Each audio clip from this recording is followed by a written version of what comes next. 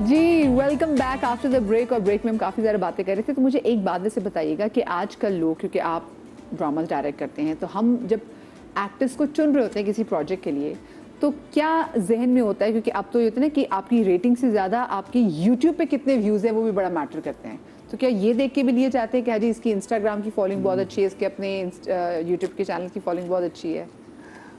अच्छा, सबसे पहले तो मैं आपको बता दूं कि ये सिर्फ डायरेक्टर की चॉइस नहीं होती, ये प्रोड्यूसर को जिसको ड्रामा बेचना है अपना, ये उसकी बड़ी चॉइस होती है। तो आमतौर पे कास्टिंग मेन जो लीड एक्टर एक्ट्रेस होते हैं उनकी कास्टिंग प्रोडक्शन हाउस हमसे कंसल्ट ज़रूर करता है कि जी इस कैरेक्टर को कर पाएगा या इस कैरेक्टर में सूट करेगा नहीं, लेकिन फैसला उन्हीं का होता है। पूरी दुनिया में क्या यही स्टैंडर्ड होता है देखने का? वो तो डायरेक्टर के हाथ में ज्यादा नहीं होता? देखो ना, अगर एक मेरे ख्याल से और उसमें कोई हर्ज भी नहीं है, आपने एक 10 करोड़ रुपए लगा के एक चीज बनाई, आपको वो बेचना है, 10 करोड़ रुपए निकालने हैं उससे।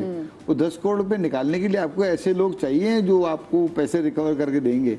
सेल्स जितनी होगी, आपकी कमर्शियल की सेल्स जितनी होगी, आपके यूट्यूब के व्यूज जितने होंगे, तो उसमें मुझे कोई एतराज भी नहीं है। तो और दुनिया में ऐसा ही होता है, बिल्कुल ऐसे ही होता है। हमेशा प्रोड्यूसर का ही कॉल होती है मेन, हमसे कंसल्ट जरूर किया जाता है। मिसाल के तौर पे अगर एक एक्टर है जो कि मुझे लगता है कि जी पुल ऑफ नहीं कर सकता मेरा कैरेक्टर, तो मैं मना कर दूंगा। तो फिर ऐसे नहीं कि मुझे मोमना कहेगी नहीं नहीं नहीं तुम्हें इसी को लेना पड़ेगा क्योंकि मैंने इससे बात की हुई, ऐसा बिल्कुल नहीं है। लेकिन फाइनल चॉइस उसकी होगी after consultation with the director. ठीक है। अच्छा मुझे बताएं, आजकल के टाइम में आपको क्या लगता है कि एक कामयाब एक्टर की क्या निशानियाँ, क्या चीज़ें उसके पास होनी चाहिए? आजकल मदीहा मेरे ख्याल से एक तो ये अवार्ड्स अब होते हैं जो पहले नहीं होते थे। दूसरा सच बात तो ये है कि सोशल मीडिया पे उनके कितने ये फॉलोअर्स और ये सब कुछ, ये अब काफ़ी अहमियत रखते हैं। तो अब तो यही अवार्ड्स हो गए ना? हाँ, ये अवार्ड्स हो गए हैं। वैसे आप अवार्ड शोज जो पाकिस्तान में होती हैं, आप उन पे यकीन रखती हैं? आपको लगता है कि वो सही है, सही म्यार पे जांचा जा रहा है? I don't know। मैंने देखे हैं इस तरह के ड्रामे जो मुझे लगा है कि इनको तो बिल्कुल अवार्ड मिलना चाहिए था उस रोल के लिए, और मतलब कोई एक्नॉलेजमेंट ही नहीं थी। तो मुझे थोड़ी सी हैरत होती है उसके बारे में, मगर क्या वो प्रोसेस है मुझे नहीं पता कि वो किस प्रोसेस से लोगों को अवार्ड्स दिए जाते हैं, नॉमिनेट होते हैं वो। अच्छा, ये आपको नहीं लगता वाकई कि क्योंकि हर चैनल के अपने अवार्ड्स होते हैं, तो आपको नहीं लगता कि एक बड़े पैमाने अवार्ड्स होने चाहिए जिसमें हर बड़े चैनल के अच्छे ड्रामास को लेना चाहिए, जैसे अवार्ड शोज होने चाहिए? देखो, दो ही बड़े अवार्ड्स हैं पाकिस्तान में, एक लक्स स्टाइल अवार्ड, दोनों पाकिस्तान में नहीं होते। एक हम है, नहीं, लक्स स्टाइल तो कभी बाहर नहीं गया, लक्स स्टाइल हमेशा पाकिस्तान में होता है। हम तो भी फिर दोबारा हम टीवी हमेशा बाहर लेके जाते हैं, जो कि मुझे लगता है कि बहुत अच्छा है, क्योंकि हमें हर साल एक नया मुल्क घूमने का या उन्हीं मुल्क ममालिक में, यूरोप में या अमेरिका में जाने का आप सेलिब्रिटीज के लिए अच्छी मजे की चीज होगी। और पाकिस्तान में बिल्कुल सारी फ्रेटर्निटी एक साथ मिलती है, एक ही होटल में रह रहे होते हैं। आपको लिफ्ट से लेके, लॉबी से लेके, ब्रेकफास्ट से लेके, हर जगह कोई ना कोई आपको अपने दोस्त यारी मिल रहे होते हैं, तो बहुत अच्छा वक्त होता है। तो हम टीवी का ये बड़ा क्रेडिट है। लक्स स्टाइल अवार्ड्स हैं वो हम पाकिस्तान, कराची, लाहौर के अलावा कहीं नहीं होते। एक साल कराची में करते हैं, इस साल तो उन्होंने गोली कर दिया। बल्कि बड़े मज़े की बात है, शाम को इस मरतबा वो काबली पुलाव के लिए उसको लक्स स्टाइल अवार्ड मिला। तो मैंने उसको मुबारकबाद के लिए फ़ोन किया, तो कहता है यार हमें मिला है ज़रा सा लक्स। क्योंकि इस मरतबा उन्होंने ऑनलाइन अवार्ड कर दिए थे। तो लेकिन जगह आप वैसे यकीन करते हैं कि जेन्युइन होते हैं जो अवार्ड्स जिनको मिलते हैं? वैसे कुछ ना कुछ जिसके अंदर आगे पीछे होता है, लेकिन हाँ जनरली देखें ना आप, ऐसा तो नहीं हो सकता कि एक ड्रामा फ्लॉप गया और उसके एक्टर को अवार्ड दे देंगे। क्योंकि अक्सर जो हमारे शोज में भी कुछ बहुत सारे सेलिब्रिटीज ऐसे आए, वो कहते हैं हमें किसी अवार्ड शो में बुलाया जाता है तो हम कहते हैं हमें अवार्ड कौन सा दोगे? हाँ, ऐसे होते हैं, बिल्कुल होते हैं, मैं वो भी जानता हूँ। उनको उनके लिए फिर ऐसे जिस तरह स्कूल में कंसोलेशन प्राइजेस नहीं होते थे, उस तरह के उनके लिए भी होते हैं। गुड अटेंडेंस का अवार्ड, एग्जैक्टली, गुड व्यूअर का अवार्ड हो गया, स्टाइलिश में इस तरह की वो best couple of the year type के अवार्ड्स होते हैं। ओके, वो मिल जाते हैं। मुझे एक बात बताएं, पहले पाकिस्तान जब पीटीवी कह रहा था, खैर एक सवाल रह भी गया, पीटीवी कह रहा में आप लोगों को टाइम पे वैसे तनख्वाह मिल जाती थी, प्रोजेक्ट से पैसे मिल जाते थे? पीटीवी से पैसे इतने कम मिलते थे कि वो अगर टाइम पे ना भी मिलते तो फर्क नहीं पड़ता। आपको 1400 रुपए का चेक 3 महीने बाद मिल जाए तो भी आपको फर्क नहीं पड़ेगा, 3 महीने पहले मिल जाए। लेकिन शोहरत ही इतनी, रिकग्निशन इतनी बड़ी चीज़ होती है। वो थी, नहीं, हाँ। सही है, मगर जैसे मैं पहले जब एक्टिंग करती थी तो जो ज्यादा पैसे होते थे वो मॉडलिंग से आते थे। बिल्कुल। हाँ, तो या होस्टिंग से नहीं, होस्टिंग से भी इतने नहीं इतने आते थे, आते सच्ची थे, बात है। हाँ, तो मॉडलिंग से ज्यादा होती थी कमाई। मगर एक्टिंग जो है वो इंसान अपनी वो आर्टिस्टिक फुलफिलमेंट के लिए करता था, सच्ची बात बिल्कुल, ये बिल्कुल ऐसे। है ना। अब बहुत बेहतर हो गए हैं हालात। अब बहुत बेहतर हो गया, बाकायदा एक इंडस्ट्री है जो काम कर रही है। हाँ। बड़े पैसे हैं जी अब, मतलब अच्छा, मुझे बताएं कि कितना ज़रूरी है पाकिस्तान में अच्छे प्रोजेक्ट्स हासिल करने के लिए। बहुत से लोग ये बात भी कहते हैं कि आपको किसी सर्टन ग्रुप का हिस्सा होना चाहिए। हाँ, जैसे कुछ एक्टर्स हैं जो एक प्रोडक्शन हाउस के साथ अटैच हो जाते हैं और फिर वो प्रोडक्शन हाउस जो है उनको चांस देते रहते हैं, एक से एक ड्रामा से अगले ड्रामा, वो इस तरह से उनका एक म्यूचुअल अंडरस्टैंडिंग टाइप चीज़ हो जाती है। जिस तरह से डायरेक्टर्स के साथ भी ऐसा ही होता है, बिल्कुल। है ना। तो और अच्छा, लेकिन it's not only about production house, लेकिन एक होता है कि अच्छे दोस्तों का ग्रुप बन गया, फिर वही ग्रुप आपको हर जगह नजर भी आता है, वो फिर आपकी पीआर भी अच्छा, करता है। ये इसी बीच पे पाकिस्तान में नहीं है। आपको भी क्विंटिन टेरेंटिनो के वही 5-6 एक्टर्स थे जिनका सारी जिंदगी उसने काम किया। बिल्कुल उसका comfortable तो अब सब ऐसे ही हैं, मतलब सबके साथ ऐसे होता है। उसमें कोई हर्ज नहीं है, आपका एक कंफर्टेबल बन जाता है।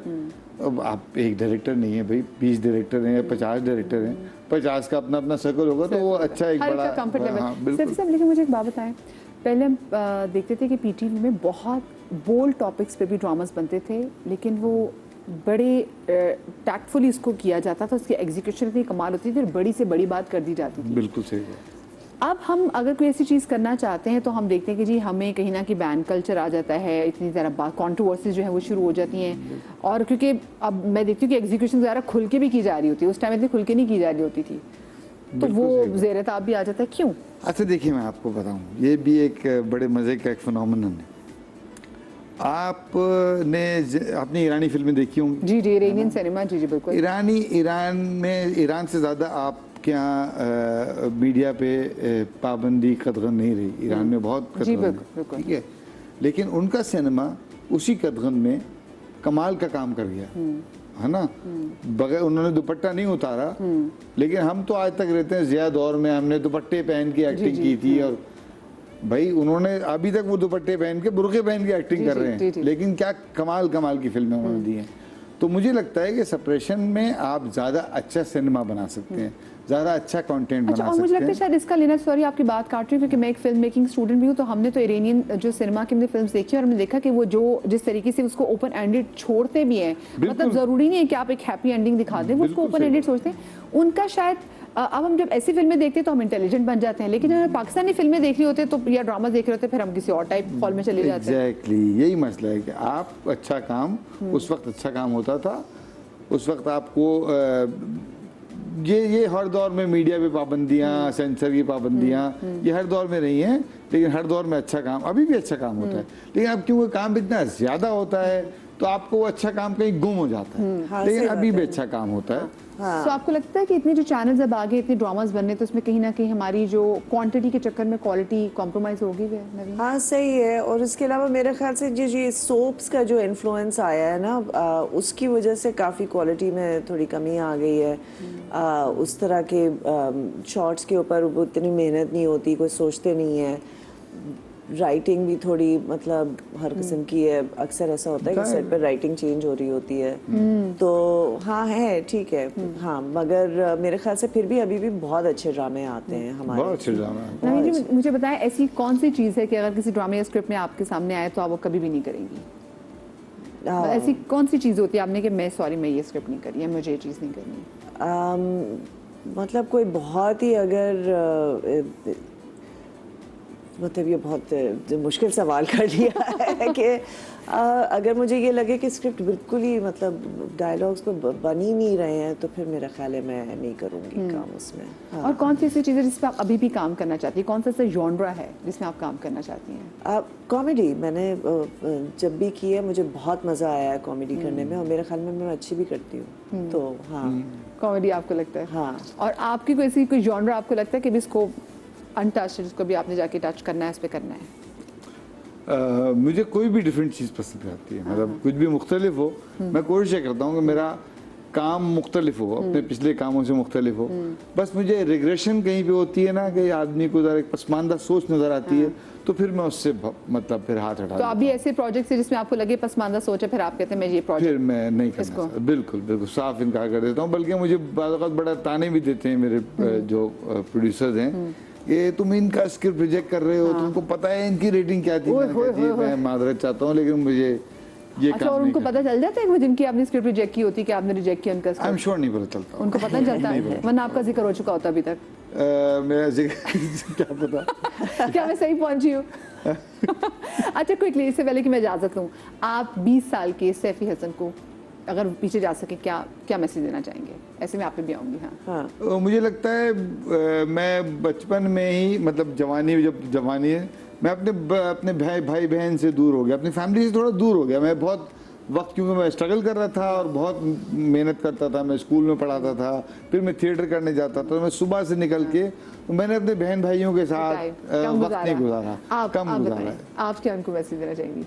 कि इस वक्त बहुत मुश्किल लग रही है ज़िंदगी, मगर आसान हो जाती है। आसान हो जाएगी। आप लोग के लिए भी मैसेज है, अभी मुश्किल है लेकिन आगे आसान हो जाएगी, क्योंकि कहते हैं ना कि हर मुश्किल के बाद आसानी है। थैंक यू सो मच आपका। आप लोग अपना बहुत सारा ख्याल रखिएगा, शाद रहिए, आबाद रहिए। अल्लाह पाक आपको औलाद के गम से महफूज रखे। जिंदगी में तो कल मिलेंगे। अल्लाह हाफिज़।